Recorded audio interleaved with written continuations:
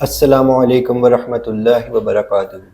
اللہم صلی علی محمد وعلی آل محمد۔ ناظرین و سامعین، ہم آج کے پوڈ کاسٹ کے ساتھ آپ کے سامنے حاضر ہیں، اور ہم آج کے پوڈ کاسٹ میں آپ سے بات کریں گے اس سفر کی جو کرنا تو ہر انسان نے ہے، لیکن دنیا کی دوڑ دھوپ میں ہم اس سفر کو بھولے بیٹھے ہیں۔ تو آج کے پوڈ کاسٹ میں ہمارے ساتھ محمد علی بھائی موجود ہیں، اور ان سے ہم قبر کے بارے میں کچھ سوالات کریں گے، جس سفر کو آخرت کا پہلا دروازہ بھی کہا جاتا ہے۔ تو ہم ان سے سوالات کریں گے جس کے اندر شامل ہوں گے کہ قبر کے اندر کیا کیا سوالات کیے جائیں گے۔ السلام علیکم علی بھائی، کیا حال چال ہے؟ وعلیکم السلام ورحمۃ اللہ وبرکاتہ۔ الحمدللہ، آپ سنائیں کیسے؟ جی شکر اللہ کا۔ تو علی بھائی، آج آپ کو بلانے کا مقصد یہ ہے کہ ہم آپ سے جاننا چاہ رہے ہیں کہ اصل میں قبر کا عذاب یا قبر کا سفر کس طرح سے ہوتا ہے، اور ہمارا جو پہلا سوال ہے وہ یہ ہے کہ قبر کا عذاب کیا ہے اور اس پر ایمان رکھنا کیوں ضروری ہے؟ الحمدللہ رب العالمین والصلاة والسلام علی سید الانبیاء والمرسلین، اما بعد فاعوذ باللہ من الشیطان الرجیم، بسم اللہ الرحمن الرحیم۔ اللہ کریم نے قرآن کریم کے اندر ارشاد فرمایا، وما خلقت الجن والانس الا لیعبدون، کہ ہم نے جنوں اور انسانوں کو اپنی عبادت کے لیے پیدا فرمایا۔ بے شک، جو شخص دنیا میں آیا ہے اس نے ایک دن اس دنیا سے چلے جانا ہے، یہ دنیا فانی ہے۔ بے شک، جب انسان اس دنیا سے چلے جاتا ہے تو اس کا اگلا مرحلہ قبر ہوتی ہے، اور انسان کو قبر کے اندر جو اس کے حالات ہوں گے وہ اس کے زندگی میں گزارنے والے اعمال کی بنا پر ہوں گے، جیسا کہ اللہ پاک نے فرمایا کہ میں نے جنوں اور انسانوں کو اپنی عبادت کے لیے پیدا فرمایا۔ حیدر بھی جب انسان اس اپنے مقصد کو بھول جاتا ہے اور اس مقصد کو بھلا کر جب اس دنیا سے جاتا ہے اپنی زندگی گزار دینے کے بعد، تو قبر کے اندر اس کو اس کی اعمال کی بنا پر قبر میں عذاب ہوتا ہے۔ اس کو عذاب قبر کہا جاتا ہے۔ اب اس پر ایمان رکھنا کیوں ضروری ہے؟ نبی کریم صلی اللہ تعالیٰ علیہ وآلہ وسلم نے فرمایا کہ قبر کے عذاب پر ایمان رکھو، یہ تمہاری زندگی گزارنے کے لیے آسان کرے گا۔ یعنی تم جب اس چیز کو سوچو گے کہ مرنے کے بعد ہمیں قبر میں عذاب ہوگا، تو تم اپنی زندگی کو اسلام کے روشن اصولوں کے مطابق گزارو گے۔ سبحان اللہ۔ پھر نبی کریم صلی اللہ تعالیٰ علیہ وآلہ وسلم نے فرمایا کہ غیب پر ایمان رکھو۔ اس طرح قبر کا عذاب بھی غیب پر ایمان رکھنا ہے، جیسا کہ جب حضور نبی کریم صلی اللہ تعالیٰ علیہ وآلہ وسلم دنیا میں تشریف لے کر آئے، اس وقت لوگ کعبے کے اندر 360 بت رکھے تھے، لوگ ان کو اپنا رب مانتے تھے، لیکن نبی کریم صلی اللہ تعالیٰ علیہ وآلہ وسلم نے آ کر اس رب پر ایمان لانے کا حکم دیا جو نظر نہیں آتا، یعنی غیب پر ایمان لانے کا حکم دیا۔ اسی طرح قبر کا عذاب بھی غیبی ہے۔ اب ہم جب غیب پر، یہ حدیث سے ثابت ہے کہ ہم غیب پر ایمان لائیں، اسی طرح قبر کے عذاب پر بھی ایمان لانا ضروری ہے۔ بے شک، ماشاء اللہ علی بھائی۔ تو علی بھائی، اب اگلا سوال یہ ہے کہ قبر میں سب سے پہلا سوال کون سا کیا جائے گا؟ حیدر بھائی، اس حوالے سے ہماری عوام کے اندر ایک سوال بڑا مشہور ہے کہ وہ کہتے ہیں کہ قبر کے اندر سب سے پہلا سوال آپ سے نماز کا ہوگا، لیکن حدیث پاک میں آتا ہے، نبی کریم صلی اللہ تعالیٰ علیہ وآلہ وسلم نے ارشاد فرمایا کہ قبر کے اندر تم سے 3 سوالات کیے جائیں گے، منکر نکیر تم سے 3 سوالات کریں گے۔ پہلا سوال یہ ہوگا کہ تمہارا رب کون ہے؟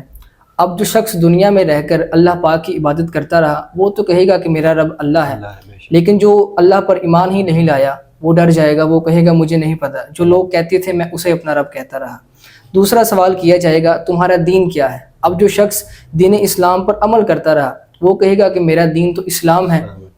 تیسرا سوال یہ کیا جائے گا، اس میں مختلف روایات ہیں کہ حضور پاک خود قبر میں تشریف لائیں گے اور فرشتے ان کی طرف اشارہ کر کے عرض کریں گے، فرمائیں گے کہ یہ کون ہے، ان کے بارے میں تم کیا کہتے ہو؟ جو مسلمان ہوگا، حضور کا عاشق ہوگا، وہ تو کہے گا کہ یہ ہمارے نبی ہیں۔ اسی طرح ایک روایت میں آتا ہے کہ حضور پاک خود نہیں آئیں گے، لیکن ان کا ایک خاکہ، ان کی تصویر دکھا کر اشارہ کیا جائے گا اور پوچھا جائے گا کہ یہ کون ہے۔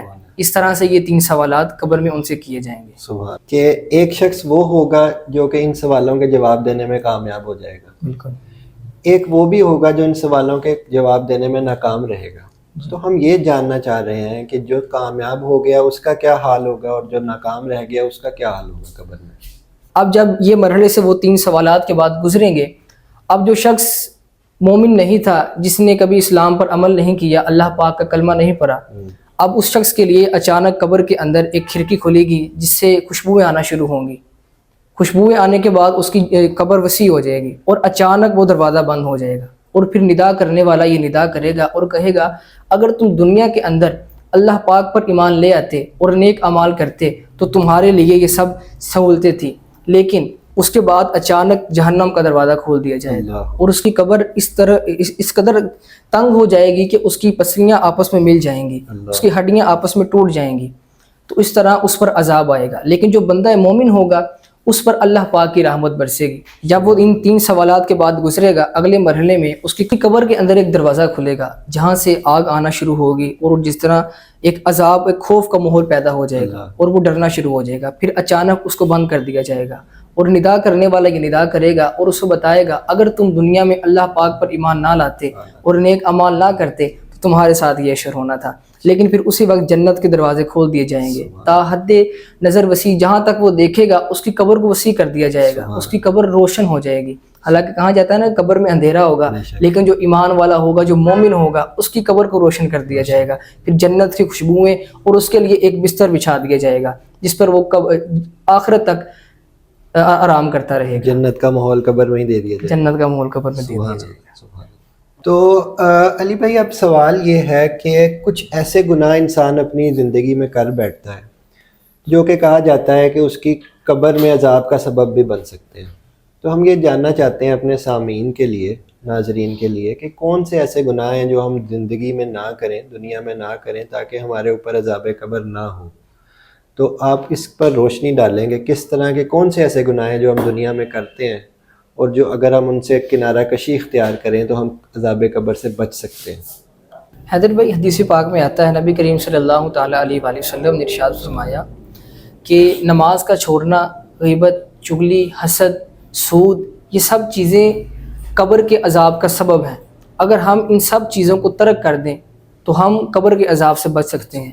اب جیسے سب سے پہلے ہے نماز کا چھوڑنا، بلا عذر نماز کا چھوڑ دینا۔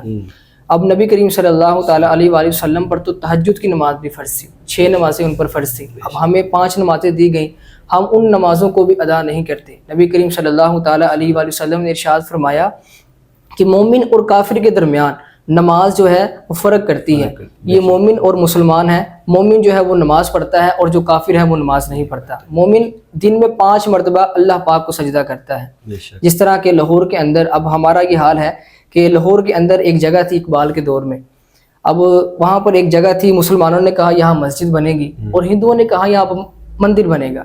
اب کسی نے مسلمانوں کو مشورہ دیا کہ اگر مسلمان راتوں رات یہاں پر مسجد بنا دیں تو یہ جگہ مسلمانوں کو مل سکتی ہے۔ مسلمانوں نے راتوں رات مسجد بنا دی، جب صبح فجر کا وقت ہوا سب جا کر سو گئے، کسی نے نماز نہ پڑھی، تب اقبال کی روح تڑپی۔ اقبال نے کہا مسجد تو بنا دی شب بھر میں ایمان کی حرارت والوں نے، پر دل اپنا پرانا پاپی تھا برسوں سے نمازی بن نہ سکے۔